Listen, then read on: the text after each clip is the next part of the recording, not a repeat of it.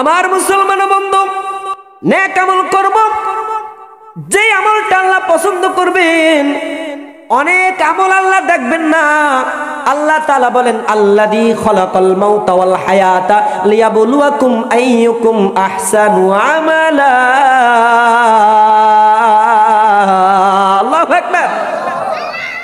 আল্লাহ রাব্বুল আলামিন হায়াত মউতকে সৃষ্টি করেছেন পরীক্ষার জন্য। আল্লাহ তাআলা এখানে আল্লাযী খালাকাল মাউতা ওয়াল হায়াতা লিয়াবলুয়াকুম আইয়ুকুম আহসান বলেছেন, আহসানু আমালা। আল্লাহ এখানে আকসার বলেন নাই, অনেক আমল লাগবে এটা বলেন নাই, অনেক তাহাজ্জুদ লাগবে এটাও আল্লাহ বলেন নাই, অনেক দান সাদকা লাগবে আল্লাহ তাআলা এটাও বলেন নাই। আল্লাহ বলেছেন আহসানু আমালা, তুমি আমল করবা যে আমলটা যদি ইখলাস ওয়ালা হয়, এই আমলটা যদি আমি আল্লাহর পছন্দ মোতাবেক হয়ে যায়। আমি রব এমন রব, আমি মালিক এমন মালিক, আমি দয়ার মালিক, আমি মায়ার মালিক, আমি আল্লাহ তোমার ওই ইখলাস ওয়ালা এক আমলের বিনিময়ে তোমার জিন্দেগির গুনাহ মাফ করে তোমার নামটা জান্নাতের খাতায় লিখে দিব। সুবহান। একটা মানুষের কাছে আর একটা মানুষ যদি একবার দুইবার যায়, তিনবার গেলে বেজার হয়ে যায়, আমার আল্লাহর কাছে বান্দা যতবার যাবে ততবার আল্লাহ খুশি হয়। আল্লাহর কাছে মাপ চাইলে আল্লাহ খুশি হয়, আল্লাহর কাছে বাপ না চাইলে আল্লাহ অসন্তুষ্ট হয়ে যায়। সুবহানাল্লাহ। কেমন মাওলা আমরা পাইলাম, কেমন দয়ার মালিক আমরা পাইলাম, তারপরেও আমরা আল্লাহর শরণ থেকে গাফেল। কালো চোখের মধ্যে আলো দান করছে কে? চলার জন্য দুইটা পা দান করছে কে? ধরার জন্য দুইটা হাত দান করছে কে? সুস্থ মস্তিষ্ক কে দান করছেন? এই সব কিছু দিয়ে আল্লাহ তাআলা আমাদের জন্য দান করলেন, এত সুন্দর করে দান করলেন, তাহলে সেই আল্লাহর জন্য কিছু তো করার দরকার আছে না নাই?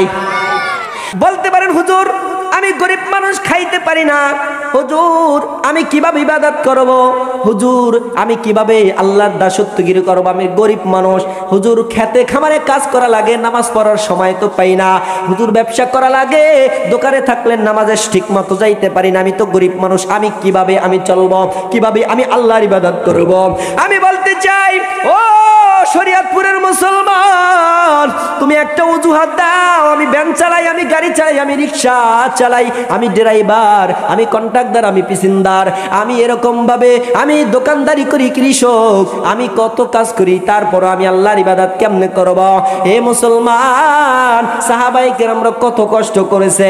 এমনও দিন গেছে 3 দিন চলে যায় খাবার নাই। হযরত আলী রাদিয়াল্লাহু তাআলা আনহু, আল্লাহু আকবার, ঠিকমতো খাবারটা তারা জুটতো না, 3 বেলা খানা খাইতে পারতো না, তারপরও আল্লাহকে কোনোদিন তারা বলে নাই। হযরত ফাতেমা না খেয়ে আছে 2-3 দিন, 4 দিন, 1 সপ্তাহ পর্যন্ত চলে যায়, খাবার নাই। বিশ্ব নবী সরকারে আলম খোঁজ নিতে যায়, ফাতেমার ঘরে যায়, বলে মা তুমি তো 3 দিন খাও না, তোমার বাবা 1 সপ্তাহ হয়ে যায়, তোমার বাবার মুখের কোনো খাবার যায় না, তোমার বাবা এত কষ্ট করে দিনের জন্য, যিনি নাকি আল্লাহকে যদি পাহাড়কে বলতেন আল্লাহ এই পাহাড়কে তুমি স্বর্ণ বানায় দাও, আল্লাহ রাব্বুল আলামিনের কাছে দোয়া করতে দেরি বিশ্ব নবী সরকারে আলম, বিশ্ব নবী হযরতে মুহাম্মদুর রাসূলুল্লাহ সাল্লাল্লাহু আলাইহি ওয়াসাল্লামের দোয়া কবুল হইতে আর দেরি হইতো না। আল্লাহ তাআলা ইচ্ছা করলে নবীর জন্য পাহাড়কে স্বর্ণ বানায় দিতে পারতেন।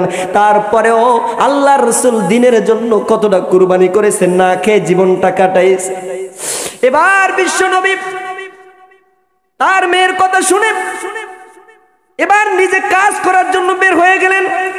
এ মা, কোনো সমস্যা নাই, একটু সবর করো, আমি দেখি কাজ করে, নিজের হাতে কাজ করে টাকা উপার্জন করে কিছু খানা আমি তোমাদের জন্য ব্যবস্থা করতে পারি কিনা। ওদিকে হাসান আর হুসাইন ঘুম থেকে জাগ্রত হইলেই খানা চাইবে ক্ষুধার তাড়নায়। এবার বিশ্ব নবী উহুদ পাহাড়ের দিকে চলে গেলেন, কোথাও কাজ পাই কিনা দেখে। আরে অনেকে চিনে, এ তো বিশ্ব নবী, এ তো আল্লাহ তাআলার পয়গম্বর। আরে চেহারা দেখা কেউ তাকে কাজে নিতে চায় না, সবাই তারায় দেয়। হঠাৎ করে একটা বাগান, খেজুরের বাগান দেখতে পাইলেন। সেখানে গিয়ে দেখেন এক ইহুদি, সে কূপ থেকে পানি উঠায়া উঠায়া তার খেজুর বাগানে পানি দিতেছে। বিশ্ব নবীকে সে চিনতে পারে নাই। যায় বলতেছে, ও ভাই, বলতেছে আমাকে নিবা, আমি তোমার বাগানে পানি দিব, আমি তোমার খেজুরের বাগানে পানি দিব। বলতেছে ঠিক আছে, তাহলে তোমাকে কি দেওয়া লাগবে? আমার টাকা লাগবে না, আমার পয়সা লাগবে না, আমাকে বিনিময় এক বালতি পানির বিনিময়ে তুমি 2টা করে খেজুর দিলেই চলবে। পাকা খেজুরের বাগান। বিশ্ব নবী যখন বললেন তখন এবার ইহুদি বিশ্ব নবীকে পানি সেঞ্চনের জন্য, পানি উঠানোর জন্য তাকে বদলা হিসেবে রাখলেন। আগের জামানায় এরকম মোটর ছিল না, আগের জামানায় এরকম খালবিল ছিল না। পানি উঠানোর জন্য অনেক বড় কূপ খনন করা লাগতো। ওই কূপ থেকে পানি উঠাবেন, রশির মাথার মধ্যে বালতি লাগায়া 1 বালতি 2 বালতি 3 বালতি পানি উঠায়া এবার খেজুর বাগানে গিয়া খেজুর বাগানের খেজুর গাছের গোড়ায় পানি সেঞ্চন করতেছে, পানি দিতেছে। 9 বালতি পানি যখন উঠাবেন কূপ থেকে, এবার 9 বালতি পানি উঠানোর সাথে সাথে পানির বালতিটা ধরতে পারে নাই, রশি ছিঁড়া ওই বালতিটা ওই গভীর কূপের মধ্যে চলে গেছে। ইহুদি দূর থেকে লক্ষ্য করছে, দূর থেকে দৌড়ে আসছে, আইসা বলতেছে, তুমি আমার বালতি ছিঁড়ে ফেলাইলা, কি ব্যাপার? তুমি বালতি ফেলাই দিলা, আমার বালতি তুমি ফেলাই দিলা। বিশ্বনবী বলতেছে, আমি বুঝতে পারি নাই, রশি ছিঁড়া ছিল বিদায় বালতিটা এই কূপের মধ্যে পড়ে গেছে। এই নবী কয় না, আমি ইচ্ছা করে ফেলাই নাই, সুতা ছিঁড়া বালতিটা কূপের মধ্যে পড়ে গেছে। বিশ্বাস করে না। ইহুদি অনেক রাগ হয়ে গেল।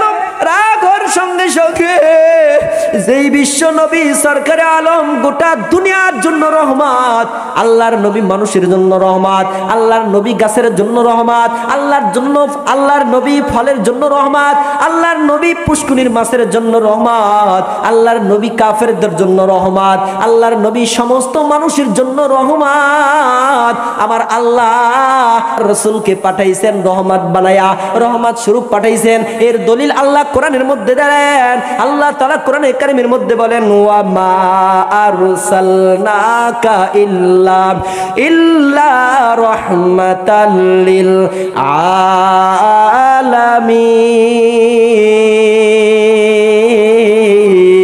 আলামিন। আল্লাহু আকবার। আরো জোরে পড়েন আল্লাহু আকবার।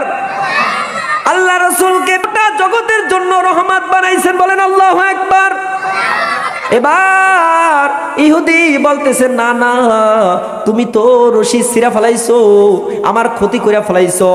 আর কথা শুনে নাই, আয়েশা বিশ্বনবীর সুন্দর চেহারার মধ্যে ইহুদি 5টা আঙ্গুল দিয়া থাপ্পড় মাইরা বিশ্বনবীর চেহারার মধ্যে, গালের মধ্যে দাগ বসায় দিয়েছে। নাউজুবিল্লাহ পড়েন। সাথে সাথে নবীজি বসে পড়ছেন। রাগ বেশি উঠলে নবীজি বসে পড়তেন, রাগ দেখাইতেন না। এবার পয়গম্বর ডাক দিয়া বলতেছে, ও ইহুদি ভাই, তুই কোনো কষ্ট পাই নাই। ও ইহুদি ভাই, তোমার হাতটা একটু আগায় দাও। তুমি যেই থাপ্পড় দিছো, এত জোরে থাপ্পড় দিছো, আমার সে ব্যথা তোমার হাতে তুমি বেশি পাইছ। তোমার হাতটা একটু আগায় দাও, তোমার হাতটা একটু মালিশ করে দে। ও ভাই, তুমি আমাকে থাপ্পড় দিয়া বড় কষ্ট পাইছো। কেমন চরিত্রের মানুষ দেখেন। আল্লাহু আকবার। এবার পয়গম্বর বলতেছে, ও ইহুদি ভাই, এবার ইহুদির হাতটা নিয়ে মেসেজ কইরা দিতেছে, ডইলা দিতেছে। এবার ইহুদি কয়, আল্লাহ, এটা কেমন মানুষ, এ তো আমি জীবনও দেখি নাই। ও মালিক, এটা কেমন মানুষ, আমি মনে হয় চরম ভুল করে ফেলাইছি। এবার কেমন চরিত্র দিয়া নবীকে পাঠাইলেন। এবার নবীজি কূপের পাশে গিয়া আল্লাহকে বলে, আল্লাহ, ও আল্লাহ রব্বুল আলামিন, আয় আল্লাহ, তুমি এই বালতিটা উঠায় দাও। আমি যদি এই ক্ষতিটা কইরা যাই, সে আমাকে কলঙ্কের দাগ লাগাই দিবে, আমাকে বকাঝকা করবে, আলেম ওলামাদেরকে খারাপ ভাষায় বকবে। ও আল্লাহ, কূপ থেকে তুমি বালতিটা উঠে দাও। বিশ্ব নবী দোয়া করতে দেরি আছে, আল্লাহ তাআলা পানির উপর ভাসায়া বালতিটা হাতের মধ্যে উঠায় দিচ্ছে। সুবহানাল্লাহ। এবার পয়গম্বর সরকারে আলম কূপের উপরে বালতি রাইখা রওনা দিছেন। এবার ইহুদি দৌড়ে গিয়ে দেখে কূপের গভীরতা অনেক, হাত দিয়ে দেখে পানি পাওয়া যায় কিনা। কিরে, পানি তো পাওয়া যায় না, এত গভীর কূপ থেকে বালতি কিভাবে উঠাইল? আল্লাহু আকবার বলবেন না? হায়রে, ব্যাপারটা তো বুঝলাম না। থাপ্পড় একটা দিছিলাম, প্রতিশোধ নেয় নাই। দুইজন ছিল, ইচ্ছা করলে প্রতিশোধ নিতে পারতো। আল্লাহু আকবার। নবীকে তো আমরা ভালোবাসি, আমরা মোহাব্বত করি, দিল থেকে ভালোবাসি। কথা বলেন ঠিক কিনা?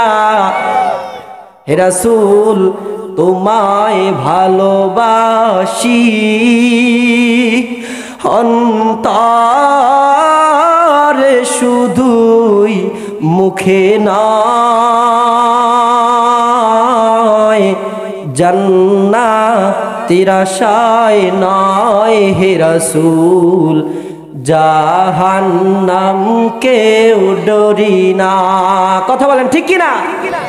এবার ইহুদি চিন্তা করলো, কি ব্যাপার, আমি তো হাত দিয়ে লাগ পাই না, বালতি কিভাবে উঠাইলো? প্রথম থাপ্পড় দিলাম, প্রতিশোধ নিল না। আবার দেখলাম উল্টা আমার হাতটা নিয়ে মেসেজ করে দিল। আবার যাওয়ার সময় দেখলাম বালতি উঠাই দিল। এটা সাধারণ কোনো মানুষ না। আমি কি করলাম? আমি কাজটা বেশি ভালো করি নাই। হায়রে, আমি শুনছিলাম, আমাদের এই কিতাবের মধ্যে পাইছিলাম, এমন একজন লোক, এমন একজন ব্যক্তি আল্লাহ দুনিয়ার জমিনে পাঠাইবেন, এই দুনিয়ার জমিনে রহমত স্বরূপ বানায় পাঠাইবেন। এমন একজন ব্যক্তিকে আল্লাহ পাঠাইবেন, এ হলো সর্বশ্রেষ্ঠ ব্যক্তি। হায়রে, তাকে নাকি নবী বানায় পাঠাইবে, আখিরি জামানার পয়গম্বর বানায়া পাঠাইবে। ওয়া ইন্নাকা লালা খুলুকিন আযীম। আল্লাহ, এটা তো সেই নবী, এটা তো সেই খুলকে আযীম নবী হবে। আমি তো ভুল করছি। এবার ছটফট করতেছে, পেরেশানি হইয়া দৌড়াইয়া যাইতেছে নবীজির কাছে। কষ্ট হইতেছে আপনাদের?